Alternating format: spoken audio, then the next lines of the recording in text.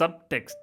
Simple టర్మ్స్లో చెప్పాలంటే ఒక మూవీలో క్యారెక్టర్స్ మాట్లాడే మాటలు కానీ, వాళ్ళు చేసే పనులు కానీ, క్యారెక్టర్స్ ఫీల్ అయ్యే ఫీలింగ్స్ కానీ, అండ్ క్యారెక్టర్ రివీల్స్ కానీ, అండ్ ఆ సినిమాలో ఉండే థీమ్స్ కానీ ఆడియన్సెస్కి డైరెక్ట్గా ఇవ్వకుండా ఇండైరెక్ట్గా ఇవ్వడమే సబ్ టెక్స్ట్ అంటారు. ఈ ఎగ్జాంపుల్ చూడండి. ఒక ఆడపిల్ల బొమ్మ ఉండేది, ఏడుస్తూనే ఉన్నాడు బొమ్మ కనపడడం లేదని. కాదు, నాకు అదే కావాలని పట్టుదల. ఇందులో అర్జున్ నాయనమ్మ ఒక బొమ్మ గురించి చెప్తుంది, కానీ మనకు మాత్రం అర్జున్ ఎంత మొండడో అర్థమవుతుంది. అర్జున్ క్యారెక్టర్ గురించి డైరెక్ట్గా చెప్పకుండా ఒక స్టోరీ రూపంలో చెప్పారనమాట. దీన్ని సబ్ టెక్స్ట్ అంటారు. అండ్ సబ్ టెక్స్ట్ని ఓన్లీ డైలాగ్స్ ద్వారానే కాకుండా ప్రాప్స్, సింబల్స్, మెటఫర్స్, క్రికెట్కి వెళ్తే వేసుకునే కాస్ట్యూమ్స్ నుంచి కూడా తీసుకొస్తారు. ఇలా మనం రాసే ప్రతి సీన్లో సబ్ టెక్స్ట్ ఉంటే ఆడియన్సెస్ ఆ సీన్ చూసేటప్పుడు అంత ఈజీగా అర్థం కాక మైండ్లో ప్రాసెస్ చేసుకుంటారు, కాబట్టి ఆ సీన్స్ గ్రిప్పింగ్గా, డెప్త్గా అనిపిస్తాయి. సబ్ టెక్స్ట్ లేకపోతే సీన్స్ ఫ్లాట్ అండ్ బోరింగ్గా అనిపిస్తాయి. అందుకే మీరు సీన్స్ రాసేటప్పుడు సబ్ టెక్స్ట్ టెక్నిక్ని డెఫినెట్గా యూజ్ చేయండి.